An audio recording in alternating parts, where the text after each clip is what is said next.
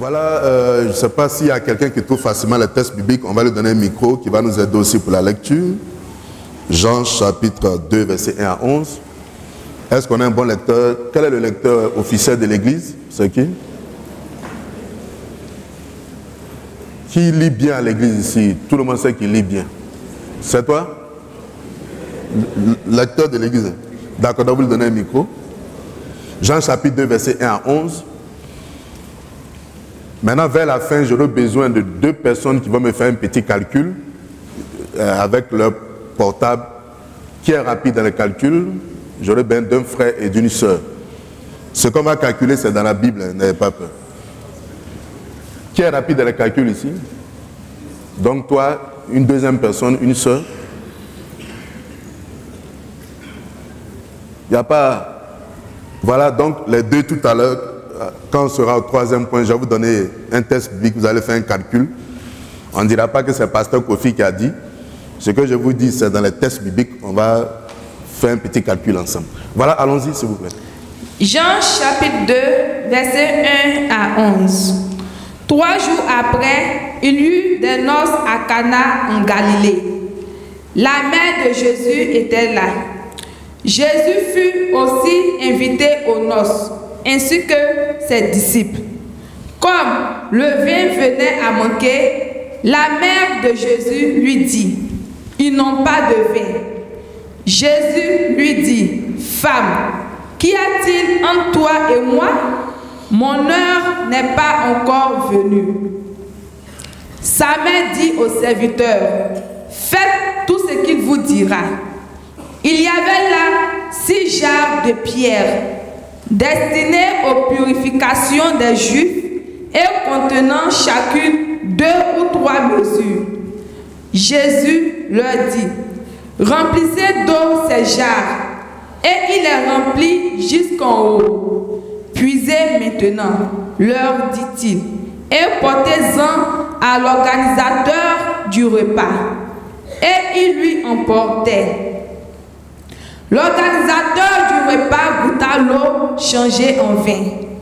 Il ne savait pas d'où venait ce vin, tandis que les serviteurs qui avaient puisé l'eau le savaient. Il appela l'époux et il lui dit, « Tout homme sert d'abord le bon vin, puis le moins bon après qu'on s'est enivré. Toi, tu as gardé le bon vin jusqu'à présent. » Tel fut à Cana en Galilée le commencement des miracles que fit Jésus. Il manifesta sa gloire et ses disciples crurent en lui. Parole du Seigneur. Amen. Amen. Mais un texte comme ça, là, ça mérite qu'on acclame le Seigneur.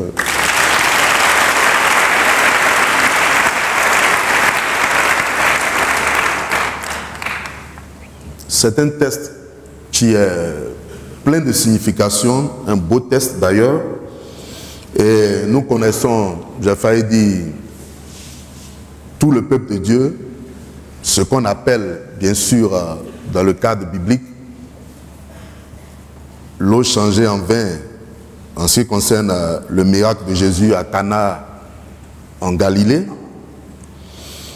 Et nous voudrons donc, à partir de ce texte, préciser 2 éléments.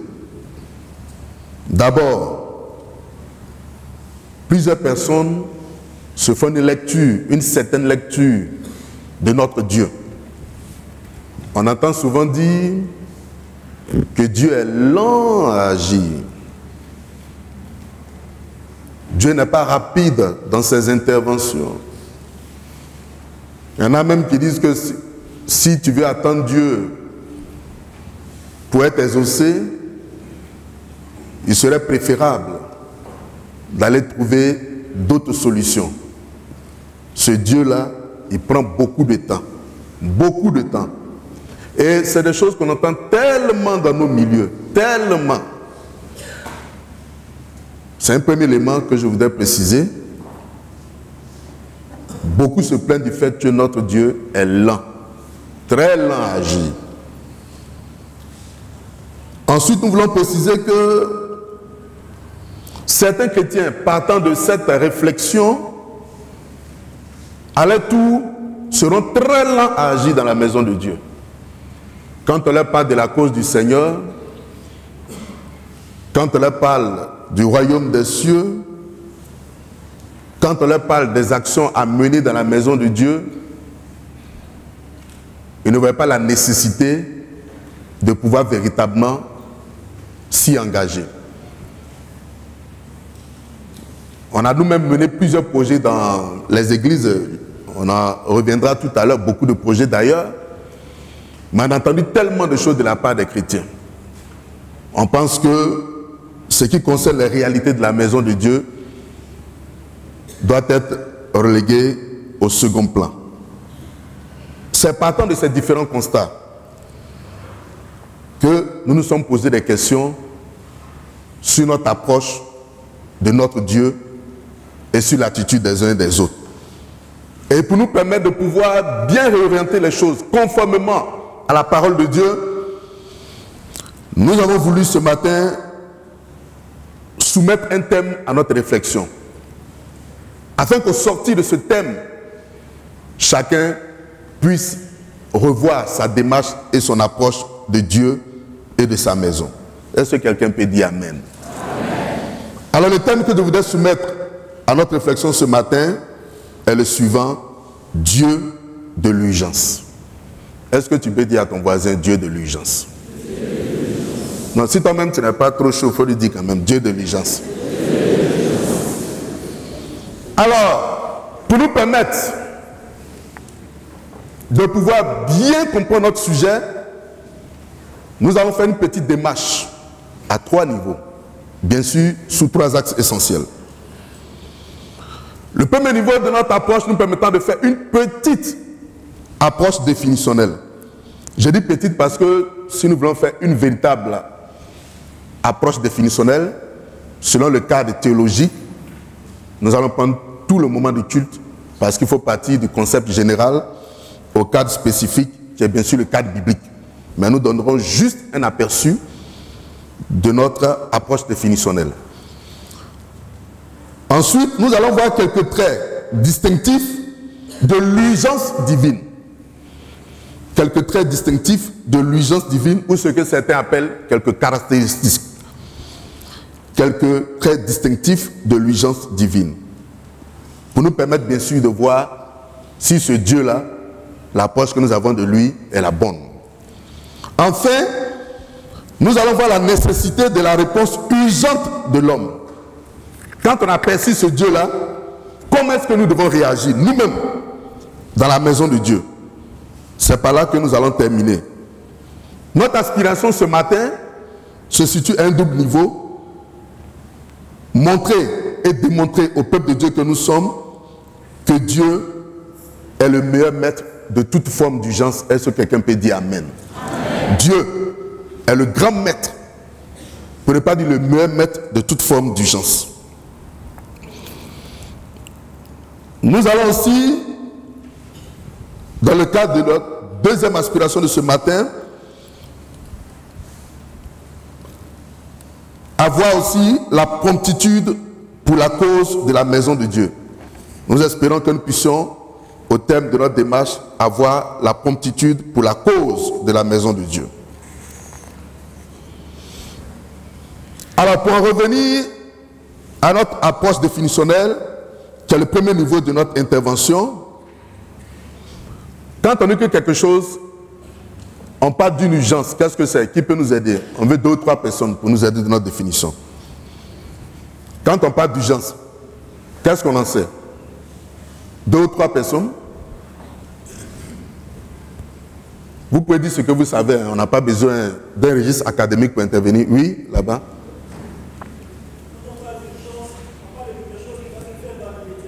Quelque chose qui va se faire dans l'immédiat. Qui d'autre? Qui peut dire des mots qu'on peut comprendre? Tout le monde peut comprendre. Oui, là. L'urgence, c'est ce qui nécessite de l'aide. Ce qui nécessite de l'aide. Bon. On ne dit pas c'est faux hein, à l'église. Quand quelqu'un dit quelque chose, on dit c'est bien. Voilà. Nous sommes dans la maison de Dieu. Oui. Il y a des chrétiens, ils sont là, quand quelqu'un parle, ils n'ont jamais levé la main, c'est eux qui font oui. Ce qui est urgent, c'est ce qui, quand la chose n'est pas faite, ça envoie des conséquences. Ça envoie des conséquences. Écoutez bien, hein, par cette prédication, ce que vous dites à noter. Quand il a parlé pour moi, il ne faut pas dire non, pasteur même, il veut nous dire des choses. C'est vous-même qui êtes en train de faire votre définition. Oui, prenez le micro. Oui, allons-y. Ce qui est urgent, c'est ce qui doit se faire maintenant. C'est ce qui doit se faire maintenant. Le maintenant de Dieu, c'est bon. Ah, c'est très bon. Maintenant, tout le monde comprend maintenant. Hein. Voilà, ça là, on n'a pas besoin de choses. Oui, une dernière personne. Ce qui est urgent veut dire qu'il y a danger. Ouais, ça. Non, il faut acclamer le Seigneur pour Nyango Nord. Non, non, non. Ah! Ouais, moi-même j'ai pensé sur urgence, mais il n'y a pas encore mis danger là. Ouais. Donc, Nyango Nord, c'est ça, on dit Nyango Nord, il faut. Non. Oui, ah, on dit en haut. Hein? Bon, une personne en haut. On dit à danger. Et les mecs qui sont là, ils s'amusent dans la maison de Dieu. Danger devant toi. Oui. Bon, une seule personne en haut, hein? Oui. Ah, mais il y a combien de doigts? Bon, on prend qui? Comment? Les deux, d'accord, bon, allons-y. C'est une chose qui est très importante et qu'on doit faire maintenant. D'accord, bien dit. Mais qui est en train de parler? Vous aimez ça, hein? Quelqu'un a défini sa chose? Oui. L'urgence, c'est toute tâche immédiate dont le retard entraîne le retard sur le projet. Mon Dieu. Ah! Ça, c'est un bac plus 9, hein? Ah, mais ça dit ici, il y a des... Ça, c'est un bac plus 9 qui a parlé. C'est en train de retard sur le projet. Tu es là, tu as beaucoup de projets, tu t'amuses, tu as entendu? Ah, ben c'est ça. Voilà. Le pasteur me rappelle que c'est un docteur. Ça dit non. Il faut acclamer le Seigneur pour Nyangono. Alors, vous savez, on a demandé cela parce que quand on rentre dans le cadre définitionnel, nous avons plusieurs registres. Et comme nous savons que dans l'église, il y a toutes les couches, il faut faire en sorte que l'approche puisse toucher toutes les couches de l'église, tous les registres de langue de l'église. Est-ce que quelqu'un peut dire Amen? C'est pourquoi quand nous simplifions notre approche, ça permet à l'ensemble des chrétiens de pouvoir cerner ce qui sera dit. Mais nous voulons juste relever que l'urgence, c'est le caractère de ce qui exige d'être réglé sans délai. L'urgence, c'est le caractère de ce qui exige d'être réglé sans délai. Ça ne peut pas attendre. Il faut bien écouter. Quand on parle d'urgence, on ne peut pas attendre. On ne peut plus attendre. Je reprends. L'urgence, c'est le caractère de ce qui exige d'être réglé sans délai. C'est aussi la nécessité d'agir vite. La nécessité d'agir vite. La nécessité d'agir vite. Bon, j'ai noté des exemples d'utilisation d'urgence dans le cadre hospitalier et autres, mais bon, avec le temps, on ne pourra pas rentrer dans tout ça. Mais on va donner juste quelques mots proches de l'urgence, puisque nous sommes dans le cadre définitionnel. Donc, nous devons donner quelques mots proches de l'urgence. On peut citer promptement. On peut citer rapidement. On peut citer activement.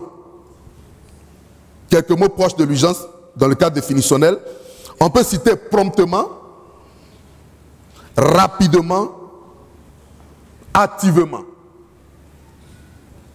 C'est des mots similaires, bien sûr, dans le cadre définitionnel. Alors, pour une petite reformulation,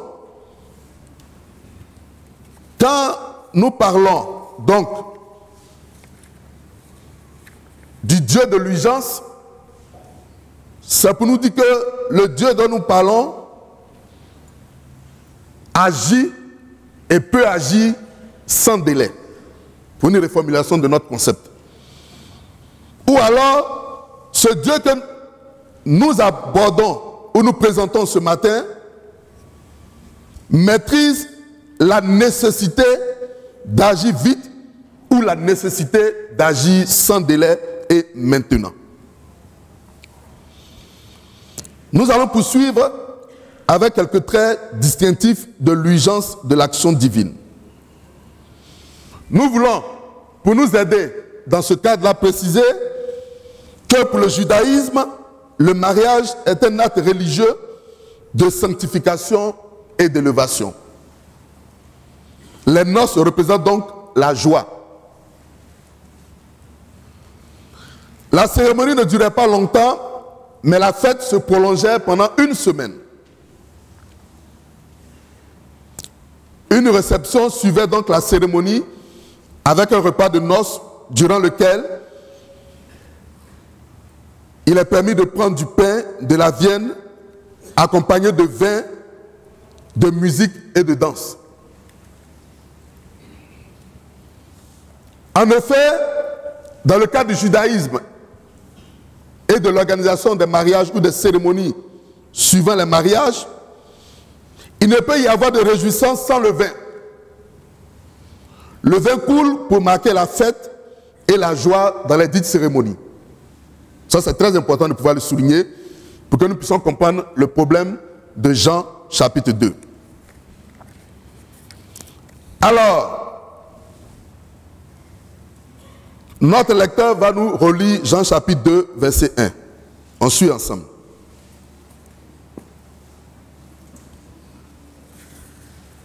Oui, allons-y. 3 jours après, il y eut des noces à Cana en Galilée. La mère de Jésus était là. 3 jours après, il y eut des noces à Cana en Galilée. La mère de Jésus était là. Jésus fut aussi invité aux noces, ainsi que ses disciples. Comme le vin venait à manquer, la mère de Jésus lui dit, ils n'ont pas de vin. On peut s'arrêter là. Nous sommes à une cérémonie de mariage qui vont dire, mais en Israël aussi, on invitait beaucoup de gens. C'est comme nos mariages. On invite les gens même des villages voisins. On invite des parents. Tout le monde se retrouve. Et pendant la cérémonie, la grande fête, Jésus était là. Avec sa maman, avec quelques disciples. Tout le monde était là. Et pendant de telles cérémonies, le vin ne doit pas manquer. Le vin ne doit pas manquer. C'est une exigence pour la réussite de la cérémonie. C'est ce qui marquait la réussite de la cérémonie, la joie et l'expression de la joie.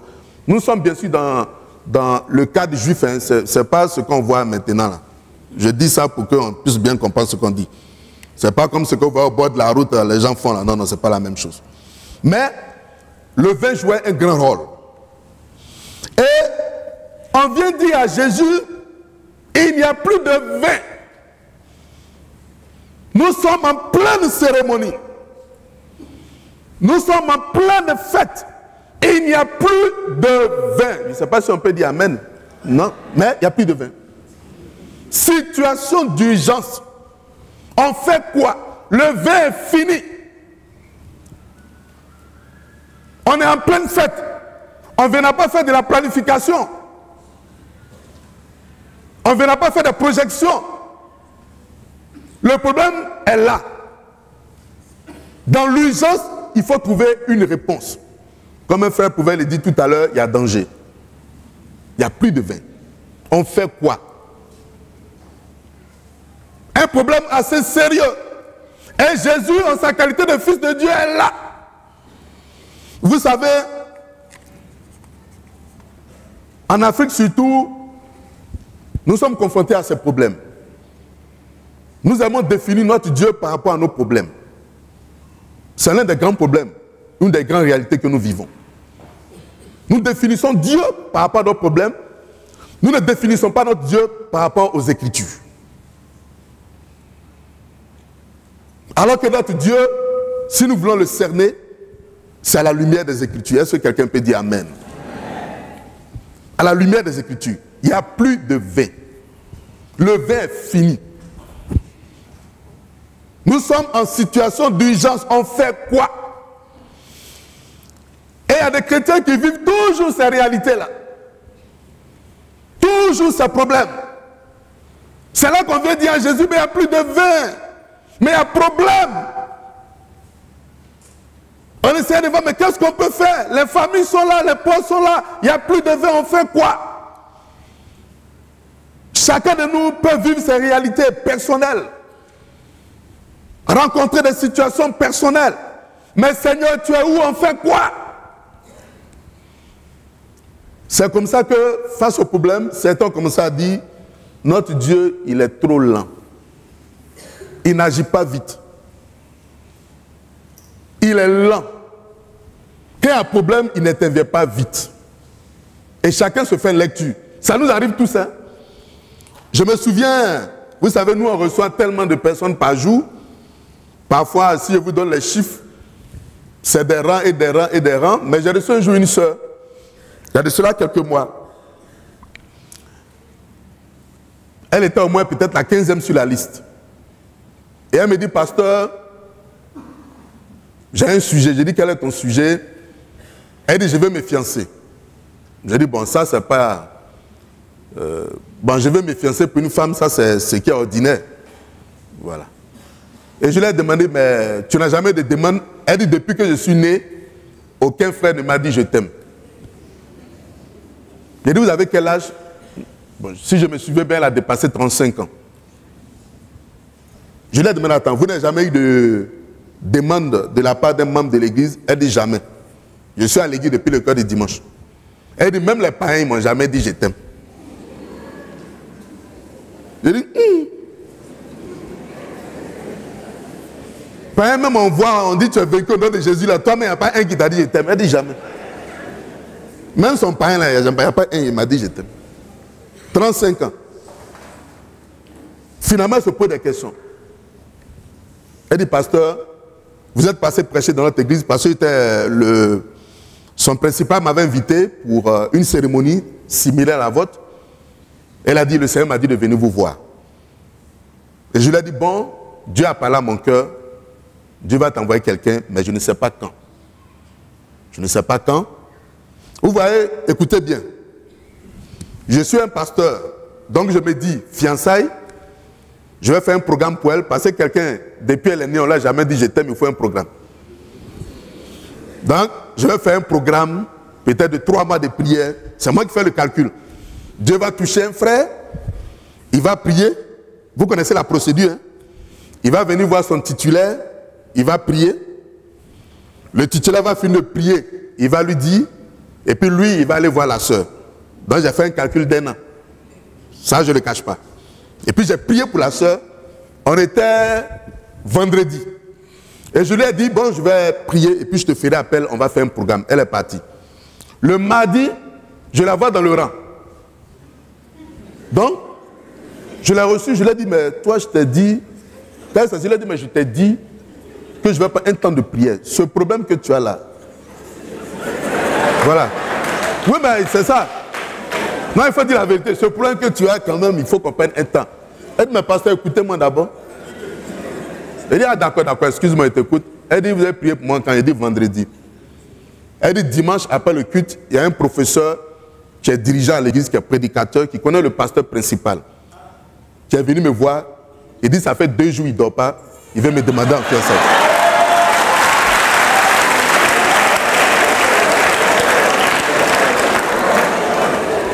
Moi-même, le pasteur titulaire, j'ai fait un calcul d'1 an. Je lui ai dit, comment ça, je ne comprends pas. Elle dit, non, vous comprenez, c'est vous-même qui avez prié. Il dit, oui, c'est que c'est moi qui ai prié, mais bon. Il faut bien expliquer. Elle dit, non, le monsieur, on est dans l'église, il ne cause jamais avec moi. Il est proche du pasteur principal. Ils sont au bureau, à peine il me salue. Quand je suis parti vendredi, il dit, depuis vendredi nuit, il ne dort pas. Il m'a même vu dans les songes. Et Dieu lui a dit, c'est cette sœur que je te réserve, c'est elle que tu dois épouser. Ça, c'est Jésus de Nazareth. Le Dieu qui connaît nos réalités. Moi, monsieur, il a dit, ouais, Dieu, tu fais des choses. Comment? Vous comprenez notre Dieu? Il sait des choses qui dépassent notre entendement. Mais c'est nous qui ignorons qui est ce Dieu. Je reçois encore une autre personne qui dit, pasteur, je fais le concours, il y a des problèmes. Je lui dis, bon, je vais prier pour toi. Je dis bien concours. Je lui dis, il faut te lancer sur le concours. La soeur vient me voir et dit, bon, pasteur, mon concours a marché. Je dis, comment ça ton concours a marché? C'est pas toi qui étais dans mon bureau. Il dit, oui, mon concours a marché, que Dieu m'a dit de taper mon numéro. J'ai tapé, le concours qui a eu lieu, ça fait 2 semaines, mon nom est sorti admis. Je ne sais pas si vous comprenez. Il dit, quoi? Elle dit, oui, je suis allé là-bas, j'ai posé mon problème. Ils ont dit, il n'y a pas de problème. De faire ma tenue, j'ai commencé lundi, je suis venu vous dire merci. C'est une histoire vraie. 2 ans, le résultat est sorti admis. Moi, monsieur pasteur, j'ai réfléchi, j'ai dit, mais... Et petit à petit, j'ai commencé à me poser des questions. Est-ce que nous connaissons ce Dieu-là? Est-ce que nous connaissons? Est-ce que nous savons de quoi il est capable? Est-ce que nous savons qui il est? On voit Dieu comme un petit personnage qu'on envoie. Souvent quand les chrétiens prient, on se pose des questions sur les prières. Seigneur, je te bénis pour mon problème. Fais vite, oh Jésus, vite!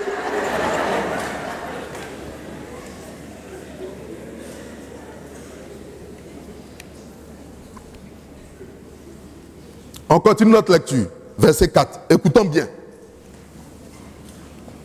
Mais, je dis, c'est comme ça que tu as couru tout le temps?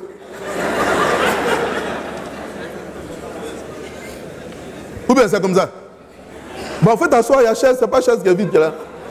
Voilà. Verset 4. Jésus lui répondit, femme, qu'y a-t-il entre moi et toi? Mon heure n'est pas encore venue. Reprends le texte. Reprends. Jésus lui répondit, femme, qu'y a-t-il entre toi et moi? Mon heure n'est pas encore venue. Amen. Vous voyez, cette version, elle a suscité plein de débats. Qu'y a-t-il entre toi et moi? La version que je tiens, cette Bible, je l'ai eue à Tel Aviv, lors de notre passage là-bas, qui c'est une très bonne version d'ailleurs. Regardez ce que la version dit. Femme, qu'y a-t-il de commun? Qu'avons-nous de commun dans cette affaire? Reprends ta version. Écoutez.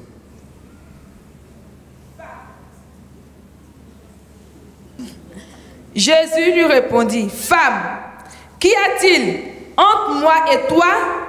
Mon heure n'est pas encore venue. La version que j'ai, très bonne d'ailleurs, je vous la recommande. Femme, qu'avons-nous de commun dans cette affaire?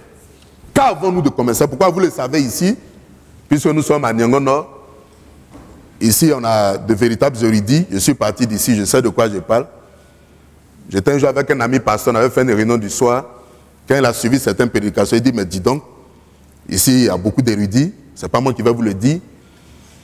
Femme, qu'avons-nous de commun dans cette affaire? Jésus n'est pas en train de lui manquer de respect, comme on entend dire dans certains endroits.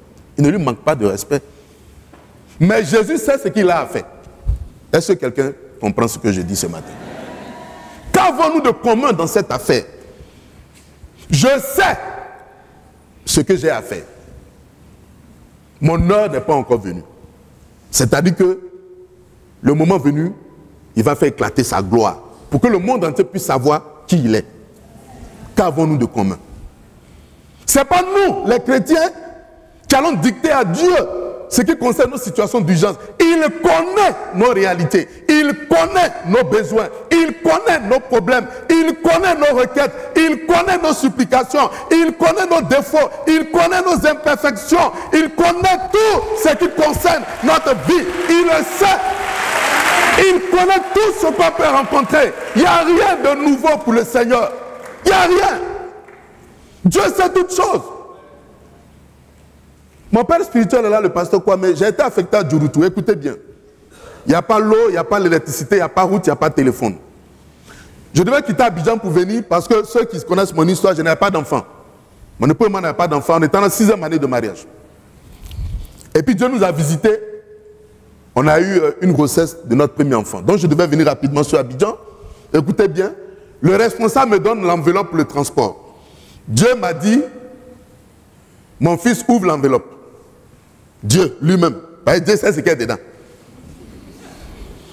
Moi, c'est mon gestionnaire qui m'a donné l'enveloppe.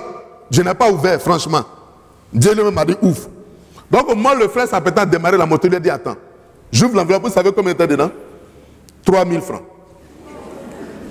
Je fais 2 jours en route. Je dois venir à Abidjan, il y a 3000 francs dans l'enveloppe. J'ai dit au responsable, mais tu m'as donné 3000? Il dit oui. Il dit, mais je m'en vais à Abidjan, j'ai fait 2 jours sur la route. Il dit oui, mais c'est tout ce qu'il y a là. Parce que certains me disaient qu'au fin de dimanche, ça fait 1000 francs. On ne peut pas faire Orange Money. Il n'y a pas banque. Il n'y a pas poste. Je rentre comment? Je dis bon. Mais je dis, vous ne pouvez pas compléter?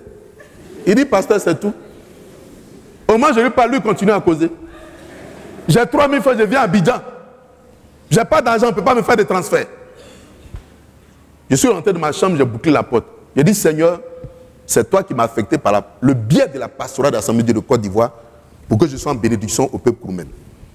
Avant que je sorte de la chambre, je veux mon transport, toi, le Dieu très haut. La Bible parle de toi. Ce n'est pas un homme qui m'a appelé. Ce n'est pas un responsable qui m'a appelé.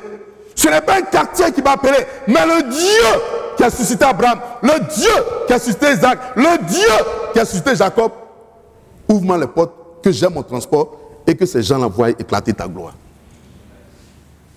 Tu es le Dieu qui a créé Orange Money. Ah oui.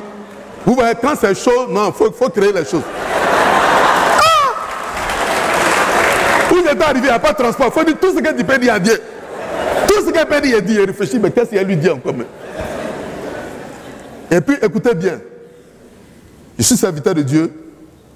Je vous dis quelque chose d'authentique. La voix de Dieu a sonné du ciel. Ouvre ton nouveau dictionnaire biblique. Qui connaît le nouveau dictionnaire biblique? C'est un ouvrage avec lequel on travaille pour le cadre définitionnel au niveau biblique. Je suis allé ouvrir mon nouveau dictionnaire biblique. Tenez-vous bien. J'ai vu 2 billets de 10 000 francs dans le nouveau dictionnaire biblique. 2 billets de 10 000 francs dans le nouveau dictionnaire biblique. Et le Seigneur m'a dit, je paye ton transport. 2 billets de 10 000 francs, j'ai commencé à couler les larmes. J'ai dit, Seigneur, tu es Dieu. Le Dieu de l'urgence. Quand je suis sorti de la chambre, les responsables étaient là. Il dit, pasteur, on fait quoi? J'ai dit, mais on fait quoi? Vous parlez de quoi? Il dit, ah! Mais tout à l'heure, j'ai dit, oh ben ça c'est rien, c'est rien, c'est rien. Alléluia, est-ce qu'on peut acclamer Jésus de Nazareth? Ça c'est rien. Vous inquiétez pour les petites choses, je parle maintenant, je parle. Inquiétez pas, ça c'est pas ça. J'ai mon transport. Ça c'est rien ça. Qu'est-ce que Dieu ne peut pas faire, frère et soeur? Le vin est fini. Tu es devant Jésus. Tu es devant le roi des rois. Tous les jours, c'est toi qui pleures. Tous les jours, c'est toi qui te lamentes. Tous les jours, c'est toi qui es désespéré. Mais Dieu est là. Le roi est là. Le Seigneur est là. Le Fils de Dieu est là. Jésus de Nazareth est là. Almighty God, il est présent. Il est présent. Qui peut se comparer à lui? Jésus est là, il a la cérémonie. C'est là sa mère dit, mais faites ce qu'il vous dira. Et ce qui est là. Et toi? Est-ce que tu connais ce Dieu? On entend tellement de choses sur notre Dieu. J'ai dit, mais ça fait mal au cœur. Est-ce qu'on connaît ce Dieu? Est-ce qu'on sait qui il est? Ce qu'il est capable de réaliser? Ce qu'il est capable d'accomplir? Est-ce qu'on peut le définir?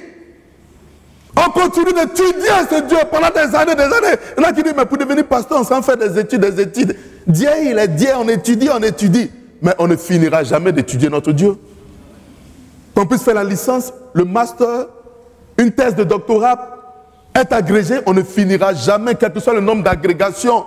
Notre Dieu, on va l'étudier tant qu'on sera sur la terre, on va continuer à l'adorer pour l'éternité. Parce qu'il est Dieu. Et ça, tu dois le réaliser ce matin. Verset 7.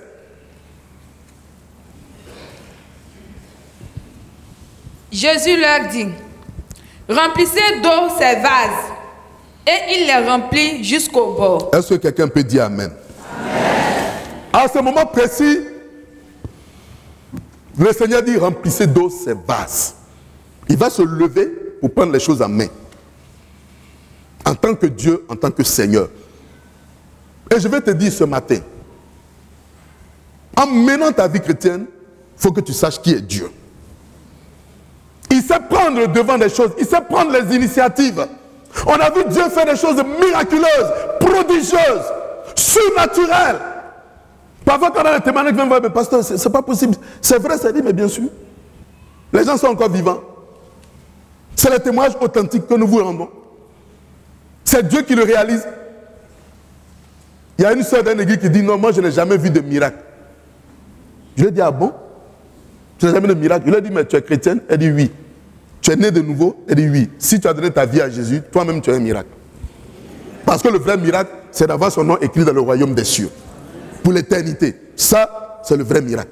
Les autres sont secondaires. Nous-mêmes, nous sommes des miracles. Est-ce que tu peux dire, je suis un miracle? Il y en a même quand tu vois les visages, mais ils ne sont pas contents. Est-ce que tu peux dire, je suis un miracle? Je suis un miracle. Je suis un miracle. Nous sommes des miracles de Dieu. Et le Seigneur va se lever, remplissez d'eau ces vases. Ces jarres aussi, comment on les appelle. Nous on a vu les jarres. Mais c'est gigantesque. C'est immense. Jésus demande de les remplir. Jésus se lève pour ta situation. Il faut connaître ce Dieu-là. Il faut savoir qui il est. Et quand on va pouvoir redéfinir notre approche, nous allons changer de comportement, nous allons changer d'attitude.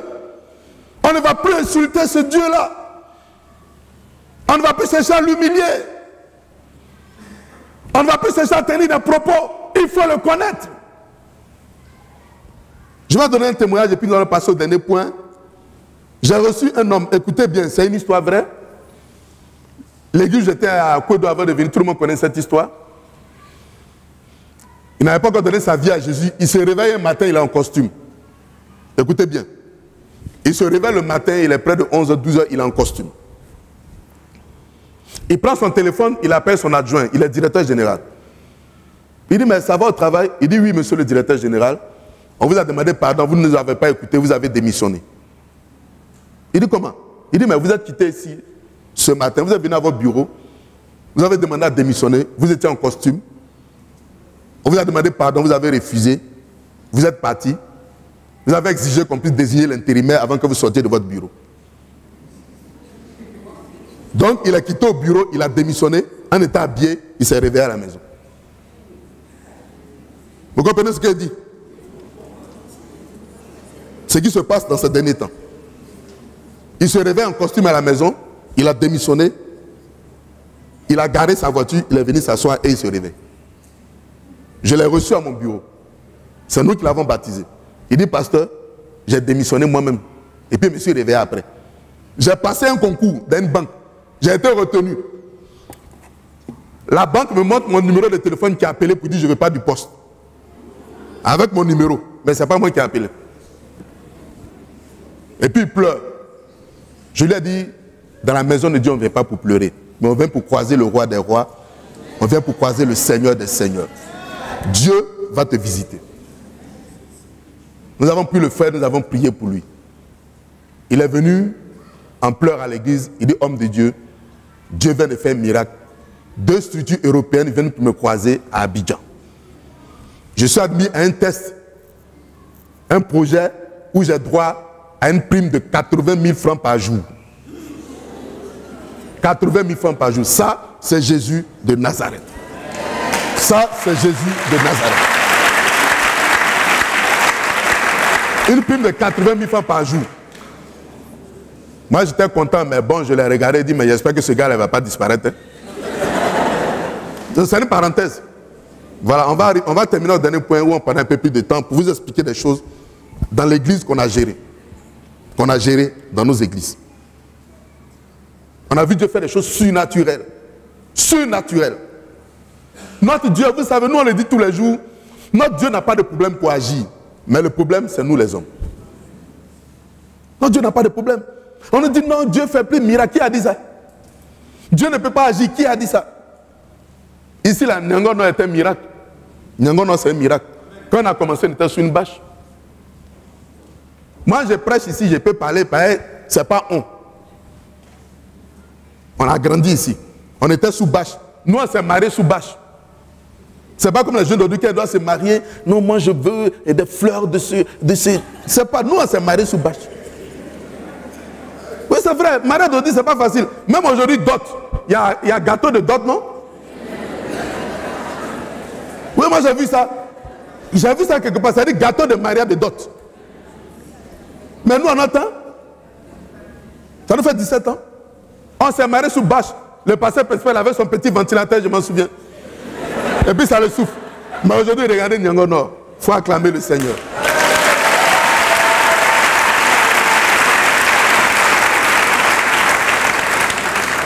J'ai dit à des messages, on n'a pas prêché à Nyango Nord, franchement. On a prêché ça ailleurs. J'ai mon frère qui est venu faire culte ici un dimanche. C'est un directeur. Après, il est le numéro 2 de sa boîte. Une boîte que vous connaissez beaucoup. Il dit qu'elle a fait le culte ici. Il dit non, mais c'est pas possible. On n'est pas à Nyango. Il a dit, mais c'est pas possible. Parce qu'il y a longtemps qu'il est parti d'ici. Il était impressionné par la qualité de l'église. Une église où quand tu prêches, il y a le fréon qui te souffle. Mais comment Dieu ne va pas te donner des paroles de connaissance? Non. Comment Dieu ne va pas te donner des paroles de connaissance? Mais regarde, quand tu prêches, Dieu parle, mais tu dis, Seigneur, je n'entends pas bien.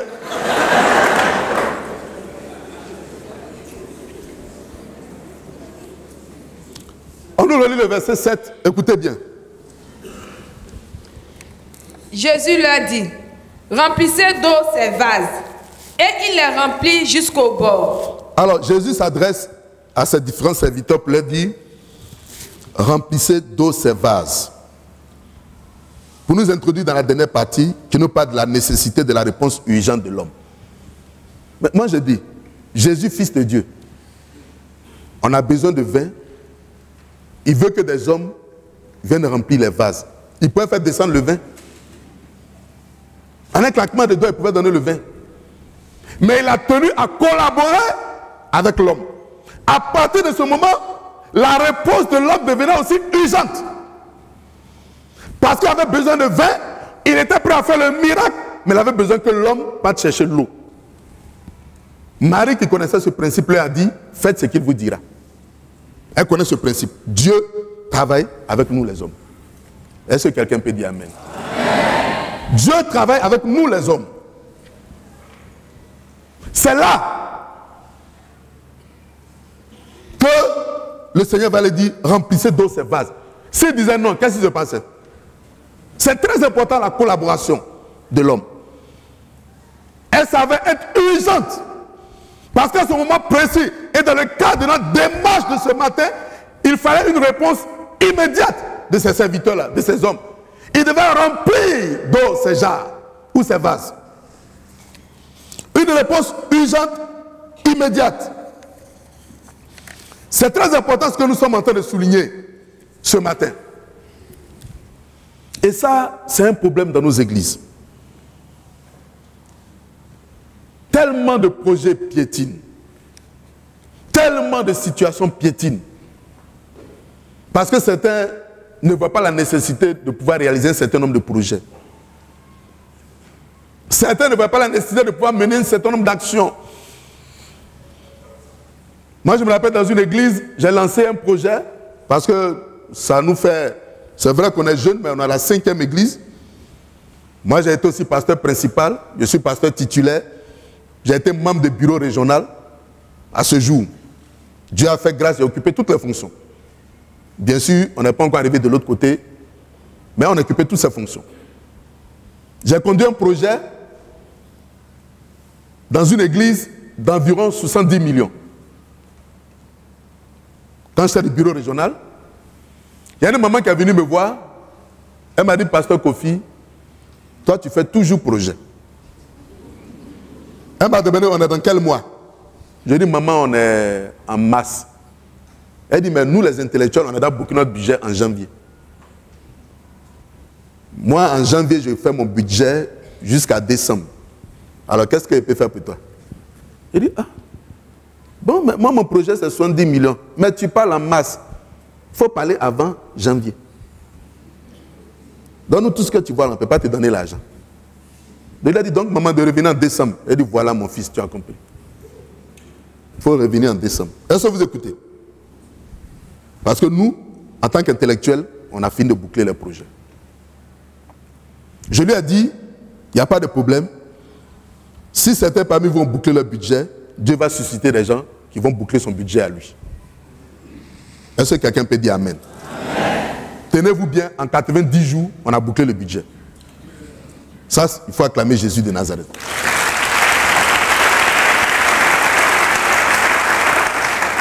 En 90 jours, j'ai pris le micro, elle était assise dans la salle, fonctionnaire international. J'ai dit, le budget était bouclé, tout le monde se regardait. J'ai vu des mamans, une jeune fille, fille de ménage, qu'on appelle communément servante, qui a donné 12 mois de salaire. Elle dit, Dieu m'a parlé, je donne 12 mois de salaire. Alors, comme l'aiguille a beaucoup tourné, je vais vous donner un petit exemple avant que nous ne puissions passer à autre chose. Je voudrais que les deux personnes qui sont là puissent avoir la calculatrice. On va lire d'abord 2 Samuel chapitre 7, verset 5.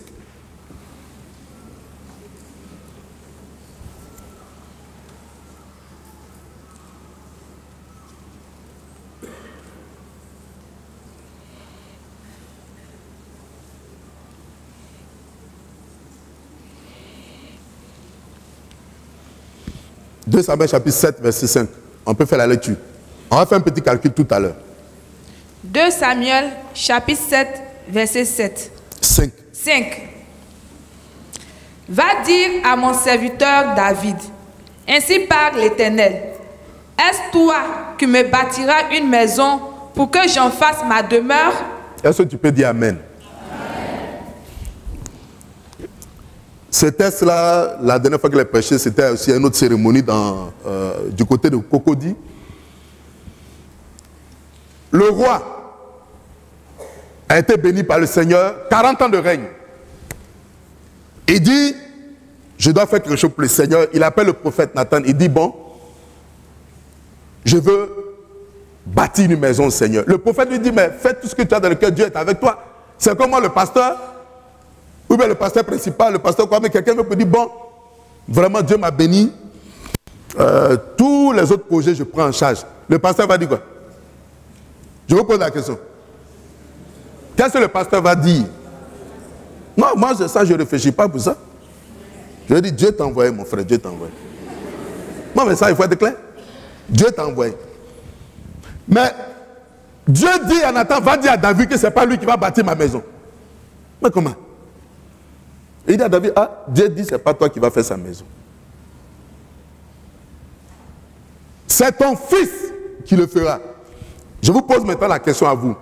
Répondez-moi franchement. Si c'est vous, quelle sera votre réaction? Si c'est vous. Tu veux bâtir pour le Seigneur et te dire non, c'est ton fils. Vous faites quoi? En toute franchise. Je veux 3 personnes. Vous faites quoi?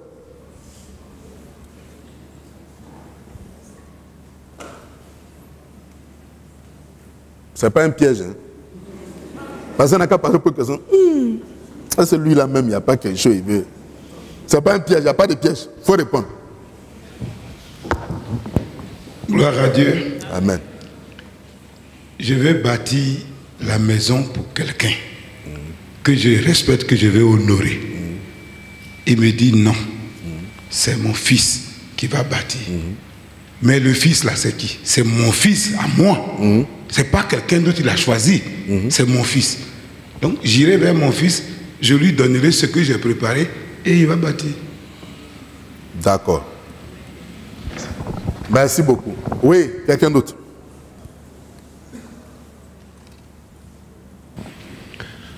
En tant qu'humain, je serai frustré. Je vais me fâcher. Et après, je vais coopérer. Une troisième personne, une sœur.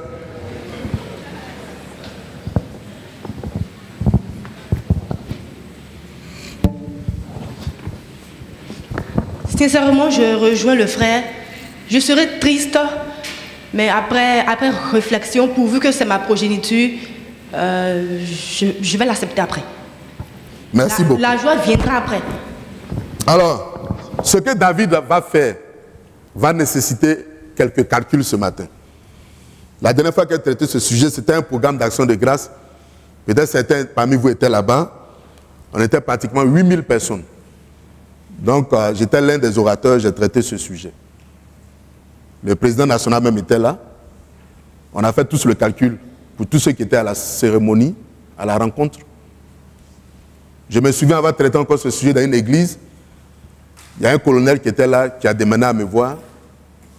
Il a dit, pasteur, à partir d'aujourd'hui, je ne paye plus de dîmes, mais je paye l'équivalent de mon âge chaque mois. Sur tous mes biens. Son pasteur est assis, son pasteur s'est bien redressé. Il dit, tu dis quoi? Je répète, écoutez bien, le colonel dit, il a plusieurs biens, il ne paye plus de dîmes. Il paye l'équivalent de son âge chaque mois. Je lui ai demandé, excusez-moi, vous avez quel âge? Il dit, j'ai 50 ans. Donc chaque mois, il va prélever 50% de tous ses biens. Je lui ai dit, mais toi, je vais prier, tu vas atteindre 100 ans? Je lui ai dit, mais tu commences quand? Il dit, à partir de la fin de ce mois. Quand il a cité ses biens, je me suis redressé. Oui, il en a énormément. Il dit, je ne paye plus dîmes. Je paye l'équivalent de mon âge. Donc cette année, son âge a augmenté encore. Oui, chaque fois que son âge augmente, ça augmente. Ça, c'est quand on a fait l'étude. Pendant qu'il fait l'étude, j'ai vu un homme se lever, venir déposer des papiers. J'ai dit, mais on cherche truc, lui, ses papiers dépose. On dit, frère, c'est quelque chose. Il dit, non, j'ai un très grand lot à Abidjan, bien situé, que le pasteur parte le vendre pour réaliser le projet de l'église. Le pasteur dit, bon, pasteur Kofi, budget est bouclé. Très bon terrain, bien situé à Abidjan, qu'on le mette en vente pour le projet de l'église. Prenons ensemble 1 Chroniques chapitre 22, verset 14. Maintenant, les deux qui ont les calculatrices, ils vont nous calculer ce qui va suivre.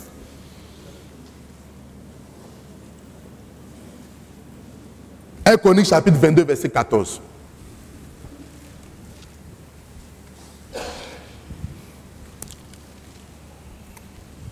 David a dit quoi? Comme l'un des responsables a dit tout à l'heure, Dieu dit de ne pas construire. Ok, donc je ne construis pas. Mais Dieu n'a pas dit de ne pas garder quelque chose pour préparer la construction. Est-ce qu'on se comprend? Vous voyez la demande de David? Dieu a dit de ne pas bâtir la maison, mais il ne m'a pas empêché de faire les préparatifs. Donc lui ne bâtira pas la maison.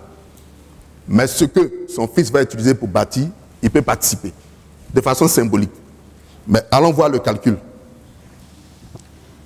Voici, par mes efforts, j'ai préparé pour la maison de l'Éternel 100 000 talents d'or, 1 million de talents d'argent et une quantité d'airain et de fer qui n'est pas possible de peser. On peut s'arrêter là.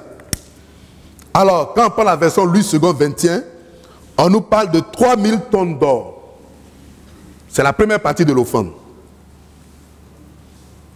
1 kilo d'or fait combien sur le marché international? 1 kilo d'or. Je n'ai pas parlé de grammes d'abord. Mais il y a les bacs plus 9 là. Vous avez beaucoup ici.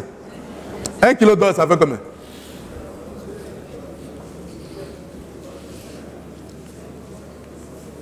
Vous ne connaissez pas le prix du kilo d'or sur le... Mais donc, allez-y. Qui a... Où est le micro? Attendez, non, vous aussi, attendez, nous sommes dans une église climatisée, on ne va pas parler tous ensemble. On lève la main. Oui. Quelqu'un donnait un chiffre ici, vers ici. C'était qui? C'est qui donnait le chiffre là? Ah, c'est un... Oui, d'accord. Bon, 1 gramme d'or fait 5 000. Donc 1 kilo, ça fait 5 millions. Non.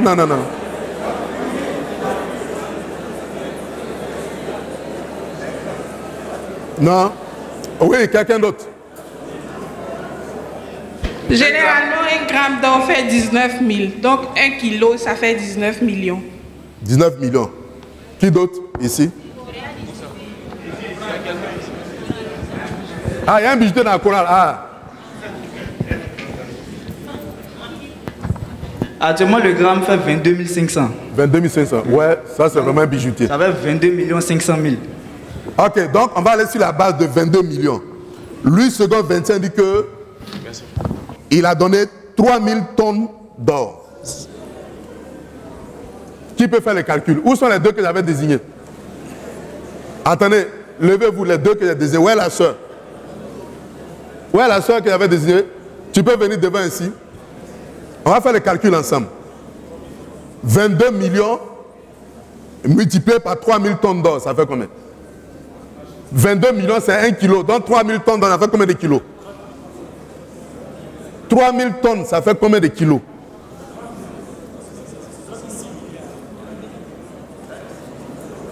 Kilos. 3000 tonnes, ça fait combien de kilos? Comment? Mais attendez, doucement, on lève la main, c'est un petit calcul. Combien? Ok, 3000 tonnes, ça fait 3 millions. Donc ça fait 22 millions multiplié par 3 millions pour voir l'offrande de David. Où sont les deux? Allez-y calculer. 22 millions multiplié par 3 millions, vous allez voir l'offrande de David. 66 000 milliards. Et toi? Milliards. 67 milliards. Attends, faut... Attendez. Tu es un homme... Comment on lit ça? 66 000 milliards. Et toi? 67 milliards. Vous avez pris calculatrice. Ça vous a dit 2 personnes. Mais toi, tu as multiplié par combien? Millions fois 22 500 000. Non, il dit 22 000. Laisse 500. Là. Ah, d'accord. Voilà. Mais on a pris 2 personnes comme calculatrice pour éviter qu'on fasse des débats. Ça fait combien? 66 000.000. Et lui aussi, il est... 66 000 milliards, c'est ça. 66 000 milliards. Vous comprenez? Il a fait plusieurs offrandes. La première fait 66 000 milliards. Vous avez votre Bible, vous pouvez calculer. Ce que j'ai dit là, c'est pas dire qu'il traite ce sujet. Ça fait 66 000 milliards. En or, quand on fait plusieurs équivalences, pour en revenir aujourd'hui à notre parité. Ça, c'est la première partie de son offrande. Il y a des chrétiens. Quand il a donné 10 000, toute la Côte d'Ivoire sait qu'il a donné 10 000. Non, je viens, je vais parler. Ne vous pressez pas. Seulement qu'il y a le micro. Vous êtes obligé de vous asseoir. Reprends le chiffre. Ah. Le budget de la Côte d'Ivoire, c'est combien?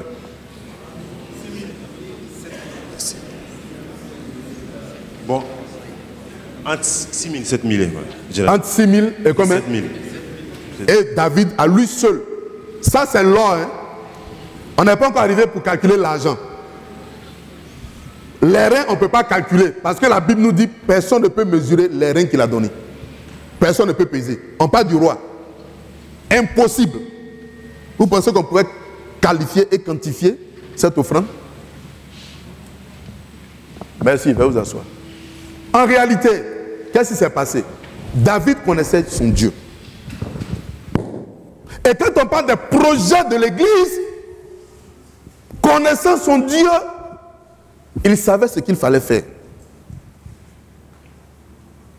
Quelqu'un qui va donner 66 000 milliards? Moi, j'ai prié pour un chrétien. Il ne travaillait pas. Et puis, je lui ai dit, Dieu m'a dit qu'il va te bénir. Tu vas parcourir plusieurs pays du monde. Il dit, ah, pasteur Kofi, je ne mange même pas. Écoutez bien. Le mois qui a suivi m'a appelé, il dit, Dieu te bénisse.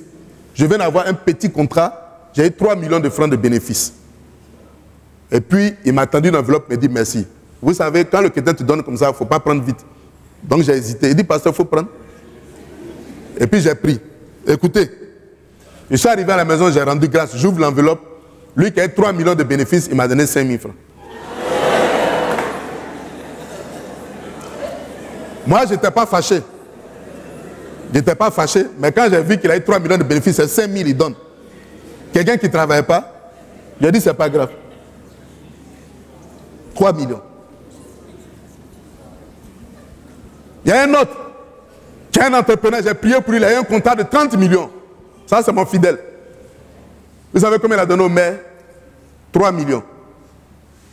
Donc quand j'ai prié pour lui, il dit, pasteur, je suis en mission, Dieu m'a fait grâce, il y a 30 millions. Bon, je prépare d'autres contrats, parce que les contrats étaient nombreux. Donc je viens te voir dimanche. Dimanche après le culte, je l'ai reçu. Dieu est venu rendre grâce à Dieu pour ce petit contrat de 30 millions avec 10 000 francs. Il a regardé. Il dit, Seigneur, qu'est-ce que je peux dire? Qu'est-ce que je peux dire?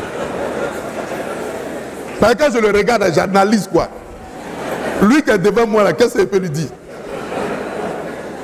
Moi, le Seigneur m'a délivré de mon arrière-plan, mais lui là, qu'est-ce que je réfléchis jusqu'à... Il voit, je ne parle pas. 30 millions, tu envoies 10 000 à ton église. Tu es en construction. En construction. Voyez-vous, dans la maison de Dieu, nous devons savoir et nous devons connaître ce Dieu que nous adorons. Est-ce que quelqu'un peut dire Amen? Amen. Nous devons connaître ce Dieu. Nous, on a fait des programmes dans beaucoup de milieux, à notre jeune âge, mais on a vu des gens mener des actions qui ont marqué notre ministère. On a vu des veuves réagir, des orphelins réagir, qui nous ont marqués, des jeunes gens. Mais quand on a des projets dans la maison de Dieu, réagissons comme le roi David. Comment un homme peut-il faire un tel geste pour la maison de Dieu? Un seul homme. Moi, quand il y a ce sujet dans les églises, j'aime que les intellectuels participent, ils fassent les calculs, ils le font. Mais Dieu merci, jusqu'à présent, toutes les églises où on est passé, on a dépassé les budgets. Il n'y a pas une église où on m'a appelé pour dire pasteur, on n'a pas dépassé. Toutes les églises. Ce n'est pas le budget qu'on atteint, mais on a dépassé. On doit connaître ce Dieu. Mais il y en a, quand on parle de l'œuvre de Dieu, ils ont une certaine façon de réagir. Parce qu'on ne connaît pas ce Dieu. On ne sait pas l'apprécier. On ne sait pas marcher avec lui. C'est un Dieu qui fait des choses qui dépassent notre entendement, qui dépassent notre compréhension. Ça ne pas du Dieu de l'urgence. Mais nous aussi, nous devons réagir comme lui. Dans l'urgence, on doit participer à son œuvre. Dans l'urgence, on doit soutenir son œuvre. Dans l'urgence, on doit mener des actions dans la maison de Dieu. Ici, il a fallu dire qu'on n'a pas besoin de trop de sensibilisation. Parce que moi, j'ai été dans des endroits où ça fait 20 ans qu'ils sont en chantier. J'ai vu une église comme ça où je suis allé. J'ai dit, mais ce n'est pas possible. Le pasteur principal était assis sur une chaise comme ça, comme vous voyez là, la chaise bleue là. Le pasteur principal. Rien dans son bureau. Mais bon, au sortir de ces séminaires, on a tout changé. Dans plusieurs églises, on a tout changé. Qu'est-ce que Dieu met à ton cœur ce matin? Est-ce que quelqu'un peut dire Amen? Il faut acclamer le Seigneur des Seigneurs.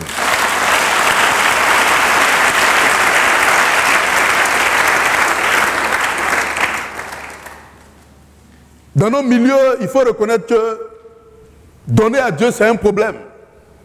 Surtout le côté francophone.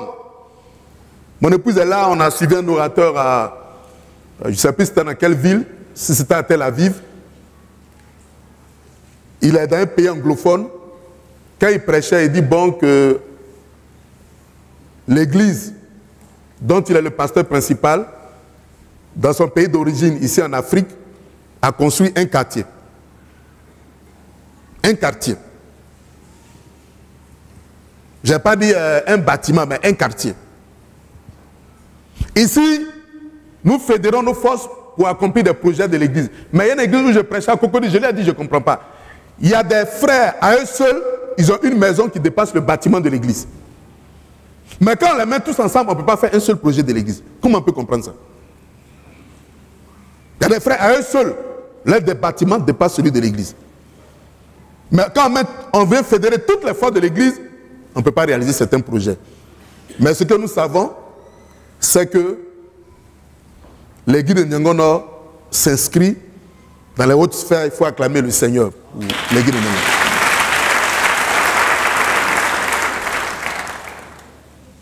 Et nous voulons ce matin encourager le peuple de Dieu à réagir de façon urgente pour les projets de la maison de Dieu, pour les projets de l'Église dans son ensemble. Menons des actions fortes, vivantes, efficaces. Faisons en sorte que l'œuvre de Dieu ne soit pas un problème pour nous. Je me souviens, j'étais en chantier, un énième chantier, parce qu'on a fait tellement de chantiers. Il y a un jeune ingénieur qui était là. Il a dit, pasteur, je peux te voir? Il dit oui. Il dit, mais j'ai constaté que tu es calme. Il a dit, non, la construction, vraiment, c'est très stressant. Et vraiment, il y a tellement de besoins. Donc, je ne sais pas. Il a dit, tu as besoin d'argent pour accélérer les travaux. Il dit oui. Il a pris son chèque. Il dit, tu veux combien? Il dit, Il dit, comment ça? Il dit, non, tu veux combien? Il dit, bon, vraiment, moi, je ne peux pas te donner un montant.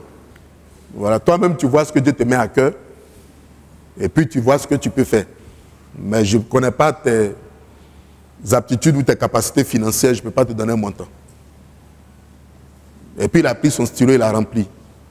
Ce qu'il a rempli là, on était dans la cour de l'église, mais je lui ai imposé les mains pour prier pour lui.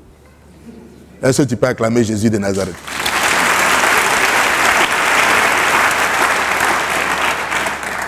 Nous devons soutenir l'œuvre de Dieu.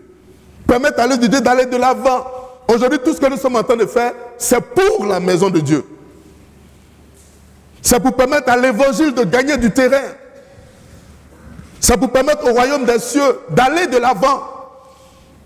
Et nous devons développer une certaine mentalité. Moi, j'ai été marqué l'année passée, quand en décembre, j'étais orateur dans une église de... je ne sais plus, c'est mon époux qui se souvient bien des lieux, de Rivera, où j'étais orateur. Quand j'ai fini, chacun a commencé à faire un don. Et puis tous les départements ont commencé à prendre la parole. Tous les comités de l'église. Ça a commencé quoi, par un comité qui s'est levé et dit, bon, nous, en tant que comité, nous donnons 300 000. AOC s'est levé. La présidente a pris la parole. Je ne sais plus quel comité encore. Chacun a commencé à prendre la parole. Et le pasteur a dit de toutes ces actions de grâce depuis que son église existe, c'était la plus forte. C'était la plus forte. Tous les départements ont commencé à participer. Il y en a même qui sont allés pour voir ce qu'ils pouvaient apporter pour permettre à l'église de pouvoir célébrer le Seigneur. Est-ce que quelqu'un peut dire Amen? Donc, il faut que ce matin, nous puissions savoir que nous avons besoin, pour la cause du royaume des cieux, de pouvoir donner et de savoir donner. Pour permettre quand même que tous les projets que nous avons puissent aller de l'avant et de façon urgente. Je vais terminer pour dire, quand nous faisons nos prévisions, ne mettons pas Dieu à la fin, mais mettons Dieu au commencement. Moi, j'ai vu un frère, Dieu l'a béni pour un projet, il dit qu'il va payer la dîme de son projet. Il a pris stylo. Il a commencé à enlever les charges. Il enlève les charges. On a fini le recto, on était sur le verso maintenant. Il enlève. Il dit, frère, il enlève. Quand il a fini d'enlever, on était à 0 francs. Oui, je ne veux pas dire une histoire vraie. Hein. Il était à 0 francs. Et puis il dit, ah, il y avait des charges même que j'ai oubliées. Ah, j'ai oublié d'autres charges. Dans la maison de Dieu. Mais mettons Dieu en priorité. Nous devons commencer par le Seigneur. Comme on a vu dans beaucoup d'endroits, nous devons commencer, débuter par le Seigneur. J'ai été marqué quand je prêchais une fois dans une église, en pleine prédication, j'ai vu un frère courir. Il a dit, pasteur, je suis content. Donc, je vais être le premier à donner le chèque pour soutenir le projet. Je vais être le premier à prendre la bénédiction. Donc, avant que les chrétiens de l'église n'aient le temps de réagir, moi, je donne un chèque. Mais je n'ai pas regardé le montant. Voilà, j'ai déposé ça au comité, mais je ne suis pas occupé du montant. Il a dit, je vais être le premier à pouvoir faire un geste par rapport au projet de l'Église. Nous voulons, à ce niveau de notre propos, chers frères et sœurs, vous signifier que parler du Dieu de l'urgence, c'est mettre en évidence le fait que ce Dieu-là agit sans délai et de façon immédiate. C'est aussi important de préciser que face à ce Dieu-là, il a la maîtrise de toute forme d'urgence que nous pouvons rencontrer dans notre vie de tous les jours. Enfin, nous devons savoir nous-mêmes, Église de Dieu, que nous avons besoin d'apporter une réponse urgente aux réalités divines. Que le Seigneur nous bénisse.